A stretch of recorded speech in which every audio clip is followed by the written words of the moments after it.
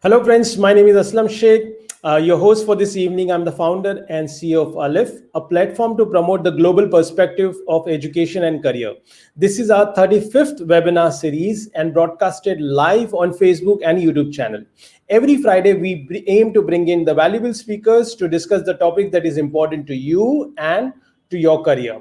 For the benefit of this viewers who are joining us first time, let me quickly share with you a screen and a quick presentation about who we are and what we do. Our company name is Aleph. Aleph is the first letter in Arabic and Urdu language, which signifies the beginning, and hence we kept this name because for most of the students, it is the first time new beginning of the new education system, new education culture, etc., etc.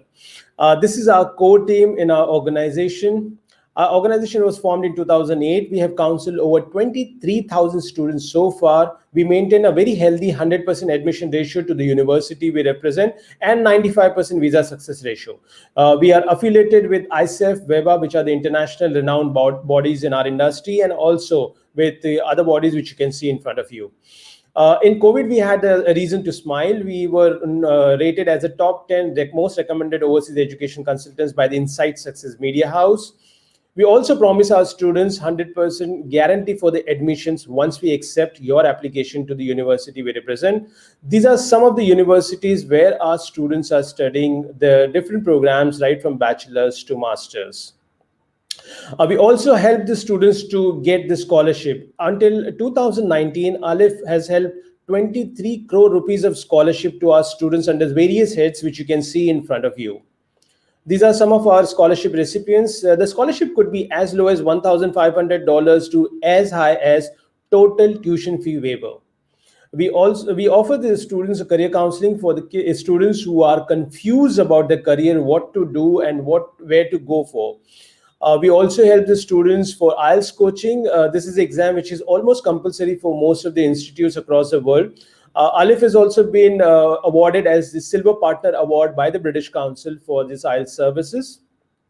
And in terms of study abroad, yes, right from study profiling to accommodation and in between everything, we offer this kind of services to our students. These are the countries which we represent across the different continents of Europe, North America, Middle East, and Asia Pacific. We also offer edge out services whereby we help the students to know about the cross-culture. We do the cross-culture training, health, fitness, the basic etiquettes which is required before you even step into the foreign culture. We maintain a very healthy 95% student success ratio. Probably one of the reasons why is that we visit our students in most of the universities. Me and my team is always on the go to take the students' feedback. We also been very active on social media, has got a good, decent followers across various platforms. We organize or participate in a lot of international and local educational events. And we also, as I said, visit our students. You can see the counselors visiting them in Dubai, me in Ireland, or some other people in Switzerland. These are some of the student success stories. Students from Mumbai has successfully completed a master's in US, is now working in New Jersey. And Akshay is from NM College, has successfully completed his MBA and now working with Dell Technologies in Ireland. You can see more success stories on YouTube channels whereby you can see the live videos as well. And about me, well, I've counseled over 1,000 students, have traveled over 14 countries, been certified consultant by ISEF, WEBA, British Council. Also, the part of executive member of Bombay Industry Association, their academic committee, and also the ex-president of BNI Plus chapter, which is the world's largest networking platform. That's something which I wanted to share about our company. And let's quickly move to the next session. And today's topic is training careers in hospitality and tourism management. To discuss these exciting subjects, we have with us an expert panel of speakers. And let me do the honor of introducing them. So let's have Ms. Rita Swami in the room. Hi, Rita. Hello, Ale. Hello, Aslam. Nice to be here with you. Thank you. Thank you for joining. And let me quickly introduce to our audience. Rita has a background in travel and tourism sector, having worked with international airlines for many years. She transitioned to the education sector a few years back, working with NGO for children with learning disabilities. She now managed the India Admission Office of the Pacific International Hotel Management School, which is one of the renowned hotel management schools in the world in New Zealand. Her experience in the hospitality and education sector enables her to assist students and parents to choose New Zealand as their study destination, not only for the education, but also later on for the successful career and living. Thank you, Rita, for joining us, and I'll come back to you soon. Thank you so much, Aslam. Thank you. Okay, let me have another speaker from industry as well as an academic and hospitality background, and let me welcome Tara Verma Sengupta. Hello, Tara. Hi, Aslam. Hello.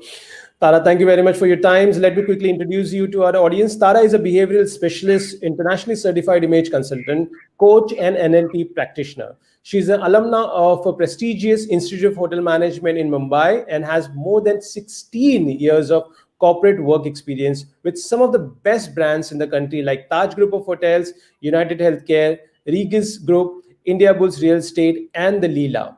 Her client includes senior management members from MasterCard, Mahindra & Mahindra, Grand Hyatt, Times of India, etc. Tara is also a content writer, speaker, film buff, animal lover, and avid culture enthusiast who curates and anchor corporate initiatives and events. Thank you, Tara, for joining us. Thank you for having me.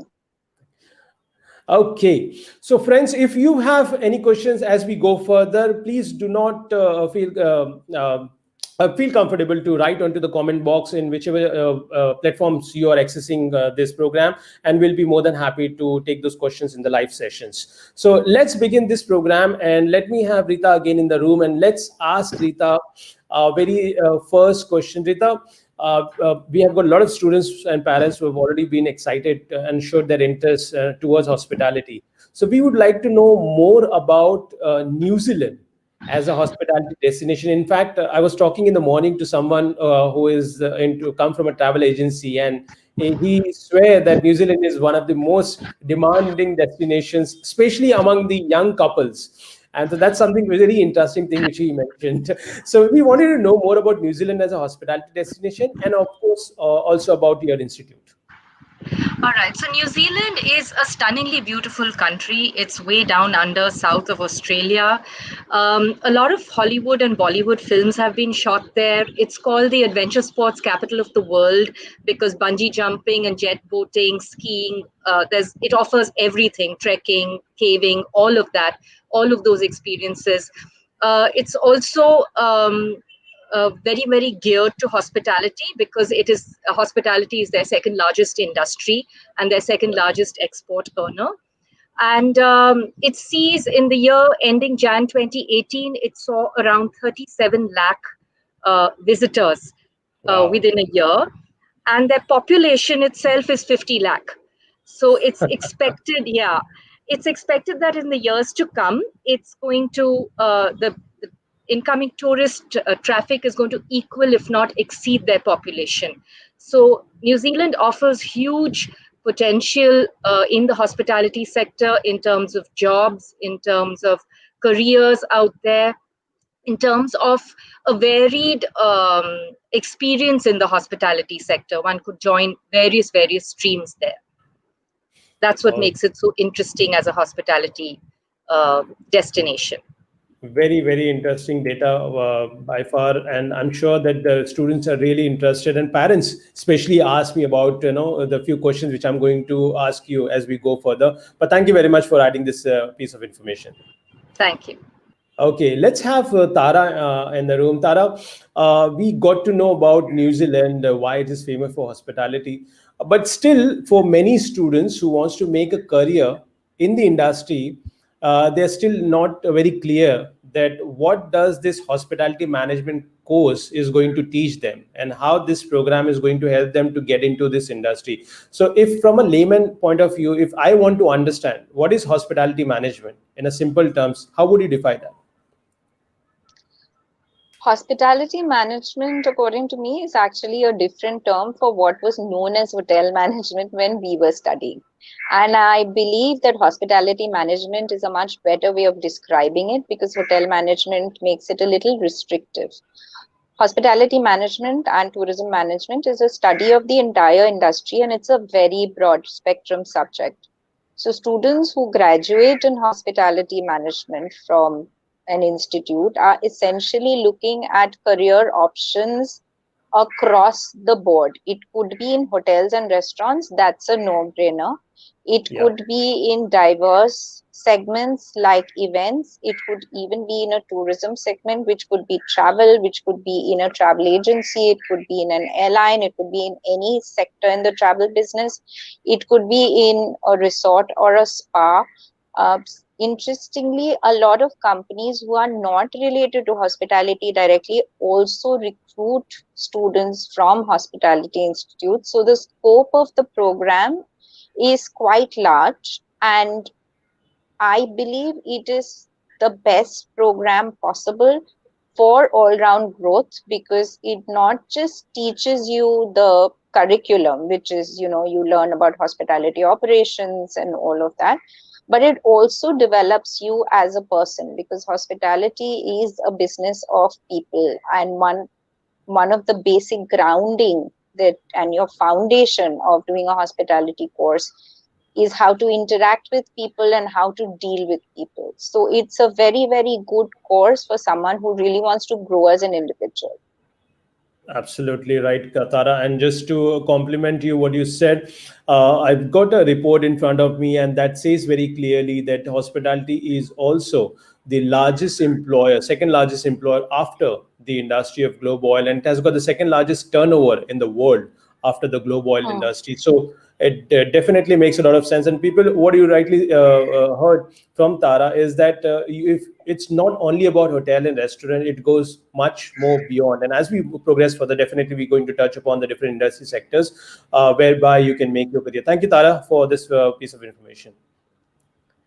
Okay, let's move to New Zealand again, and let's have Rita. Rita, after knowing from Tara what's hospitality means in a layman language point of view, would you want to introduce us your programs? Do you have a bachelor's and master's for to cater both the needs and scholarships, fees, eligibilities, etc. Please. Right. So, a little bit about PIHMS, which is the Pacific International Hotel Management School, which is located in New Plymouth in New Zealand. PIHMS used to be a hotel earlier before it was converted into a hotel management college. So, we are Okay. not an institute that teaches hotel management. We are a hotel that teaches hotel management. It's a completely immersive learning environment where students are the guests and the management of the PIHMS hotel. So they run the hotel Wow. while they are studying. That's what makes it an immersive simulated learning environment. So we do offer the bachelor's degree program, that's for 3 years. We offer a graduate diploma program, that's for graduates that aren't exposed to hospitality. Then we have a postgraduate diploma program, and then a master's. So we offer all of these programs from level 5 to level 9 in New Zealand. Okay. And yes, and there's excellent scope for each program. The bachelor's degree is a completely comprehensive program. All of them are management programs. So it's the bachelor's degree in applied hospitality and tourism management. Like Tara mentioned, hospitality is not just hotels and restaurants. It's one can branch out into event management, into cruise ships, into tourism, inbound tours, all of that. It's Right. an enormous package, an enormous umbrella that various other streams come under. So the bachelor's degree would prepare a student for that. It's a 3-year program offering almost a year of hotel internships during those 3 years. So Okay. these hotel internships are very important because they give a student work experience. They learn they learn the actual practical element of working in a hotel. They're able to transfer their skills from academics to practicals. Then, of course, we have the graduate diploma. The postgraduate diploma is for students who have already studied hotel management here at the degree level, or those who have management subjects like a BCom or a BMS or a BBA at the degree level. Oh, And so even the non-hotel graduate who wants to make yes, an entry into hotel industry can join at a PG level. absolutely. They Okay. can join at a PG level because it's hotel management that we teach. So either one has to have a degree in hospitality and hotel management, or in management, because we are teaching the same principles of management with a focus on how to use them in the hotel field. Right. So the postgraduate diploma then can progress to a master's program, which is a research project. Mhm. So these are the various programs that we offer. Each of our programs has the option of the hotel internship for 6 months, Mhm. which gives a student a chance to earn while he learns. So it's still a part of his program. He's still on his student visa, but he gets a return on his investment because he goes out into the hotel industry and works. Right. So each of the programs are extremely successful. We have excellent outcomes for students in New Zealand. We have a 96% employment rate, Mhm. which is really high. And 85% of our students are promoted within a year. Wow. So does your So school also offer scholarship options to the students?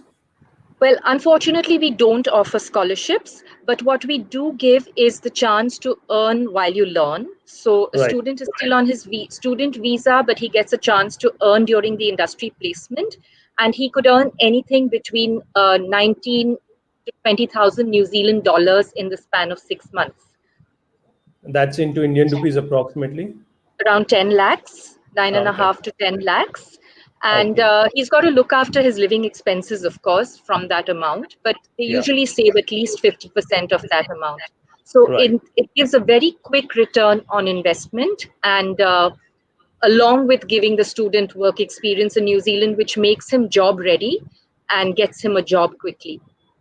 Thank you very much. Thank you very much, Rita, for this piece of information. Students, so what you heard from Rita is that the bachelor's and PG programs are more popular programs among the Indian students. And both these programs have got the internship options available for you so that you Yeah, learn and you put your theoretical studies into practice immediately. And also this gives you an opportunity to earn back during the internship period, and that stipend would be sufficient enough to save a lot of money, which can be considered kind of a scholarship or ROI on your investment, so which makes a lot right. of sense. Thank you, Rita. Thank you very Thank much you. for the information. Okay, let's move from the career and job placements. What Rita also said, that it's 96% placement ratio from this institute, which is really something to look for, because I know many institutes, they usually have got the graduate placement ratio of anything between 82% to 90%, and hospitality being the in demand, maybe that's one of the reasons why you are getting a good opportunities to be absorbed in the industry quickly after the completion of your course. Okay, let's have a Tara. Tara, we would like to know, as Rita was concluding the answer with the jobs and industry, we would like to know more about how the industry future looks like. What are the trends you are seeing for students once after they complete the graduation? And of course, this is a very difficult time to ask this question, but we always plan for a future. And this is what I tell always to my students, that don't just look into the present, and you got to live also for a plan for future. However, I have got some interesting data before you start your answer. Friends, what India is going to look like as per the reports, the India is going to be among top 5 business hospitality market by 2030, business hospitality market. And backed by that, we are expecting the increase of the business traveling expenditure within India by the foreigners to by 3 times, and which is in tune of $30 billion US dollars. Another very important point in India is that hospitality is rated is among the top 10 sectors to be invested by the foreign direct investment. So that also gives you some very positive outlook about this industry. And by given the total number of rooms we have in India market, 1,30,000 approximately pan India, we are still a shortfall of 50,000 room as on date. So this is the outlook what the industry gives you, and let's build onto it the what Tara has to add from the sectors and the trends point of view. Tara. Yeah, interesting statistics. And as you said, Aslam, we'll just discount 2020 and pretend that it did not happen. But if you look at figures of 2019, the World Travel and Tourism Council ranked India 10th out of 185 countries in terms of the contribution that it made in the tourism sector. Wow. If you look at it, if you look at the earnings from hospitality, just out of hospitality tourism, it was about 13 lakh crores, which is a pretty significant amount of our GDP. So True. yes, it is a growing industry. Even now, the world has gone through a pandemic, but if you look at hotels right now, it is peak season, and a lot of hotels have started coming back to work and offering things, of course following very stringent measures. But yes, direct foreign investments bring to mind that a lot of international hotel brands are already in India. What is interesting is that a lot of their subsets are also coming in, like That's right. the Elements hotels are going to Yeah. come into India. If you've heard of the Alila, which had only one hotel, which was in Goa, is kind of set to expand into other cities in the country. So there are going to be expanding footprints by existing hotels and probably some more groups which will come in. But here I am just talking hotels, right? So as I said, there's a lot more that can be done. In fact, I personally know that the Regis group that I worked for, it's it's a global serviced office brand, and at that point of time it was the largest supplier of serviced offices in the world. We started a management training program where we only recruited kids from hospitality schools because the mindset matched. True. Because we were looking for people who are service oriented, customer friendly, who are polished, who are ready to serve. And you don't find people better than from the hospitality industry. So there is a lot of potential for students who are studying hospitality, whether they're at a bachelor's or a master's level. Wow. So, friends, huge industry opportunities, not only within the industry of hospitality and tourism, but going beyond. And then you see that the Regis, the service office is recruiting the hospitality graduate is a sign that it's people skills which matters, rather than anything related to the technical skills. So, thank you, Tara. Thank you for that information. And on this point, let me have Rita also in the room. Rita, would like to know more about once the students graduate from an institute like PIMS in New Zealand, what are the career opportunities are available for him in New Zealand? And also, if you can touch upon the points of PR, because a lot of students also look for having a permanent residency options available in New Zealand. So, would you like to discuss about those points? Right. So New Zealand is one of the few countries that offers a student chance to stay back. So the investment that he makes in his education in New Zealand gives far more that than just the education. It gives a chance to stay back in New Zealand and work there. So, for instance, the bachelor's degree gives a 3 year stay back. The postgraduate diploma also gives a 3 year stay back. Like I said, we have a hotel internship built into our courses, and we have a 96% employment rate. So, this makes a student very, very job ready. The internship, they get jobs easily once they finish. Career options, of course, would be in hotels, restaurants, and the tourism sector in New Zealand. um, like I also mentioned earlier, we have an 85% promotion rate. So students are promoted very quickly since this is a management program. Yeah. And within 2 to 2.5 years, they qualify for their PR application. So the PR application is a point-based system. One needs 160 points to qualify. So I'll just give a quick example that if a student's under 39 years of age, he gets 30 points. If he's done the postgraduate diploma, he gets 50 points. If he's not working in Auckland, he gets another 20 points. So it's very quick. It's very easy to notch up these points to qualify for PR application. And 3 years is a long enough duration for them to qualify. Plus, they get jobs easily because PIMS over the last 25 years has worked itself up into a brand in New Zealand. We have an excellent reputation with hotels, and they all welcome students that have trained at PIMS, that have studied at PIMS, since they have academic knowledge, practical training, as well as the work experience. So Right. it's easy for them to get jobs. They do qualify for PR since there's a high promotion rate, and they do manage to make it to that level to qualify. So Absolutely. once they put in that PR application and they get it, then they can join any job, any sector that they want.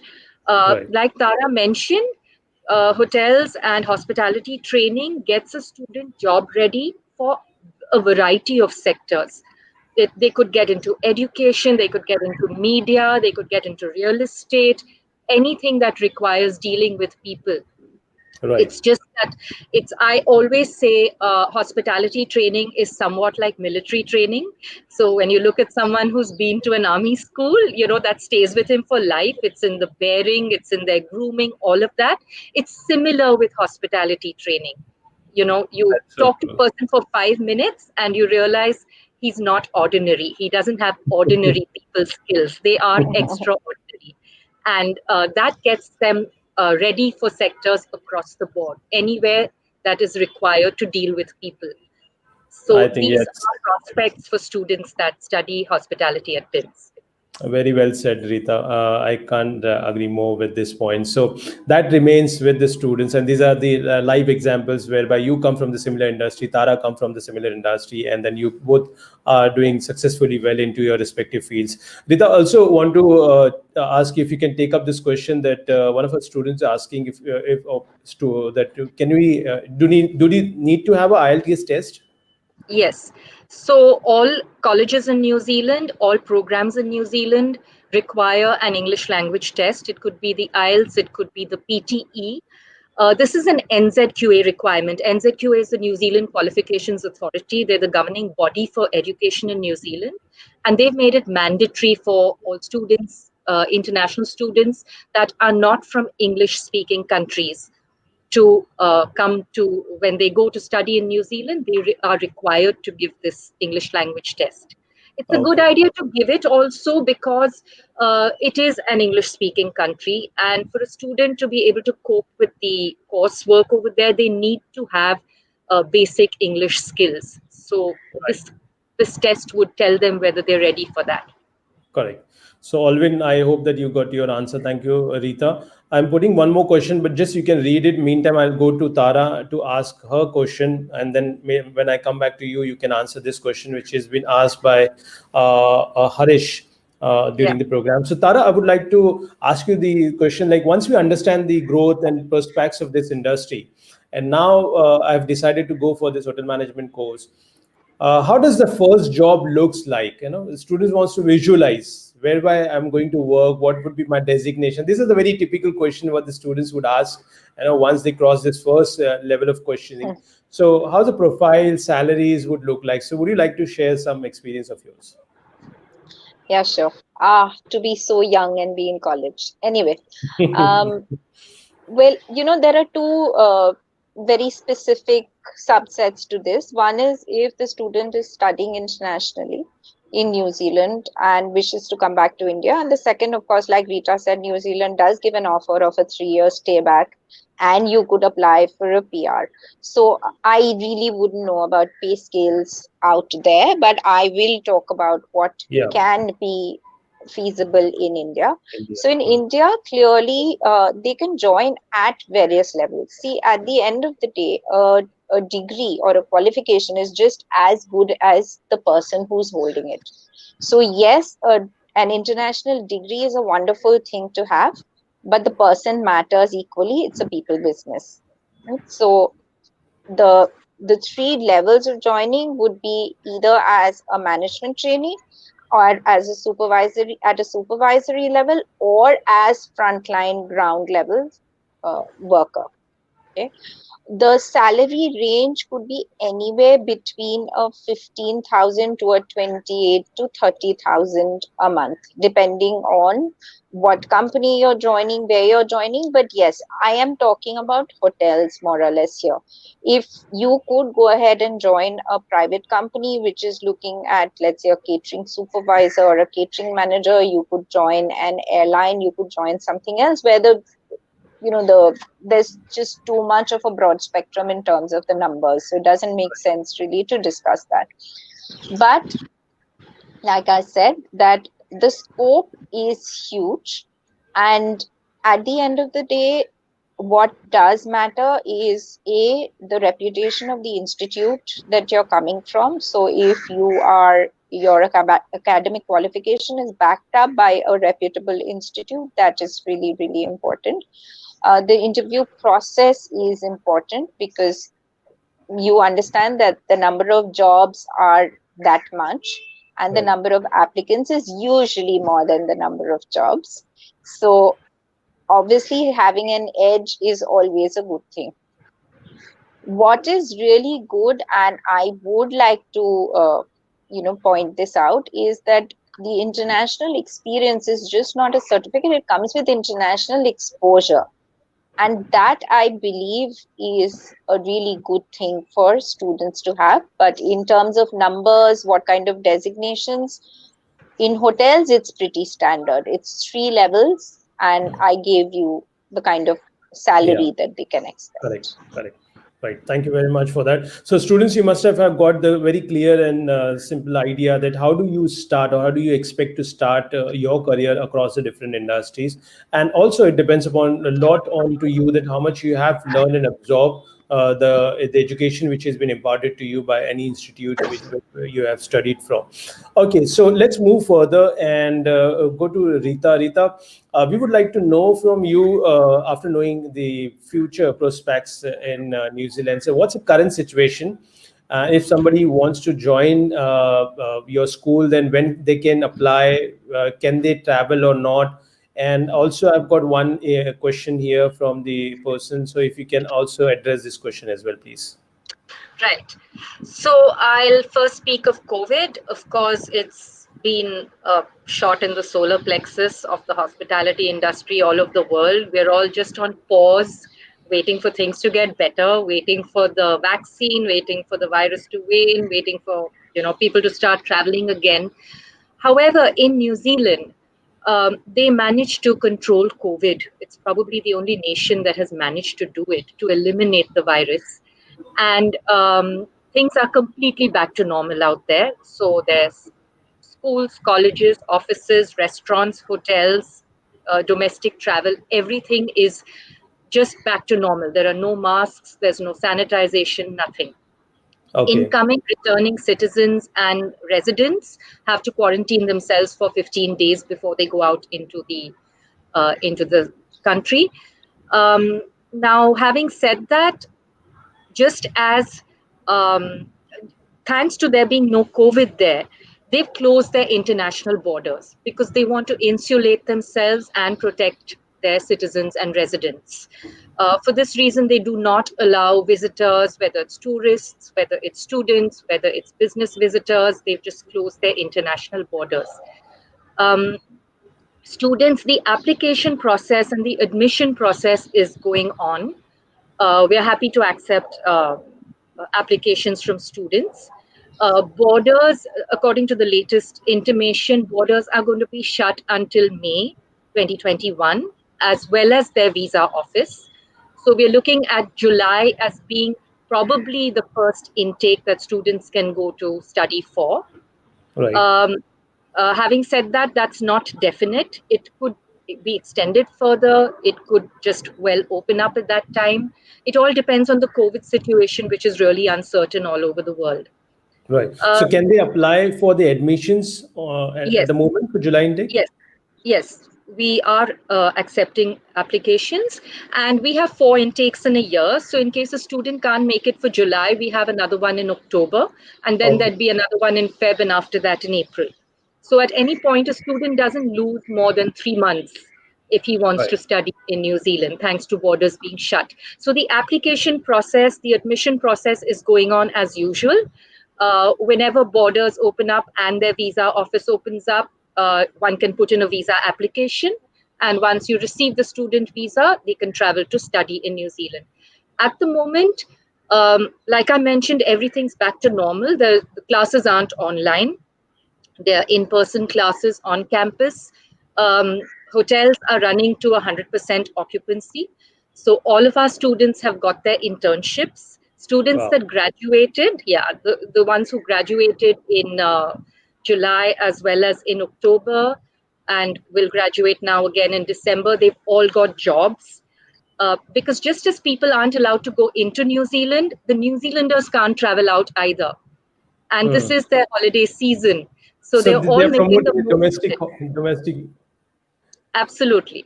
And hotels are asking PIMS, listen, send us more students. But they say we don't have more students because our international batches haven't come in. So that's how robust the hospitality sector is in New Zealand at the moment. Right. I think that's a very, very good piece of advice. And I can take out a few points out of your answer is that, friends, whenever, I mean, when we are looking at this present challenging situation, but whenever the things gets back to normal, the hotel industry is fast to come and onto its initial positions to have tourists coming in. In fact, in India, we are experiencing already that our weekends rooms and weekend hotels and weekend destinations are full with the tourists. And you don't find the place in Lonavala, or if you visit nearby places, the weekend rooms are fully occupied. And it is, I've just got to news that till 4th of January, the weekend rooms are already sold out. So this is how fast the hotel industry revives whenever the situation comes back to normal. So that's something good to take out of this so-called looking challenging situation. And moving further, I've also got one very interesting news that the government of India is also developing the ports. 5 ports they have identified, and they are developing for the cruise tourism, Right. which is the new Yes. thing for India. So they've identified Mumbai, Mangalore, Chennai, Goa, and Cochin. So this has been underdeveloped, and there are other 200 small ports the government is planning to develop with the help of jetty travels. So what we are trying to say is that the future looks very promising in this particular industry, and that you can use this time to invest into education, so that when you graduate and come out in the industry is ready or in the process of getting ready to accept you, as a professional on the board. Okay, on this positive note, let's move further and go to the second last question and ask Tara. Tara, as an industry professional, how do you see a student coming from an international degree from an institute like PIMS from New Zealand with an experience and wants to serve back in India to any other organization or wants to start his own business? So if he wants to come to you and if you have to meet this person to hire, how do you see his experience and his educational exposure? Interesting. Um, I'll digress a little, but I'll come back to this. Like I said before, I think international exposure is what is very important.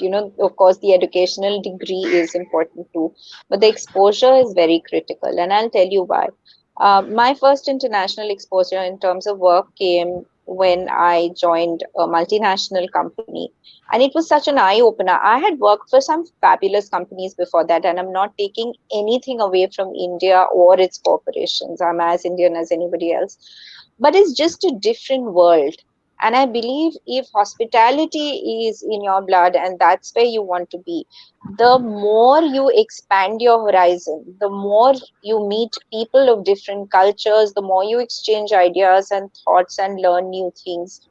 Food, for example, such a big part of hospitality. The more you see, the more you taste, the more you experience, the more you learn. There is no end to it. I would be extremely happy to interact and look at a potential recruitee who has come from an international institute with a degree. Having said that, I think there are two, three things that sets apart international institutes or international destinations. One is there are very, very stringent laws in terms of safety, food safety, security, etc. We have laws in India. I think our laws are slightly different. Okay. So someone who's studying in these institutes is going to be used to these laws, these processes. There is no compromise in terms of Hmm. that. It is, there are no two ways about it. There are no shades of gray in these laws. There are no, oh, okay, fine, it's okay today. I have friends and batchmates who own restaurants or who are very, very senior management members in hotels. A food safety officer can shut you down within 10 minutes. And that is important. So, Right. learning that there is no compromise in terms of safety and hygiene, it's taken us a pandemic to learn this, right? A hospitality graduate knows it in his bones. True. especially if he's coming from an international institute. Correct processes, no compromises, uh, no acceptance of mediocrity when it comes to safety, hygiene, quality, service, etc. I would be very happy to interact with someone who upholds these things. And I believe that these are the things that an international exposure gives you, and these are the things that the students should look at imbibing. Absolutely right. What Tara is emphasizing more onto is that going beyond the international degree itself, but learning this ethics, these policies, these cultures, and appreciating that, and having those experience being practiced here in India. This is what we look forward to, accept into the professional environment. Thank you, Tara, for that. And let me move to Rita for the last question. Rita, that's $1 million questions we say in our program. So after learning and understanding everything and exploring New Zealand through your eyes, we want to know that what would be your one line success as advice to our listeners who are listening to you? Would you like to share with?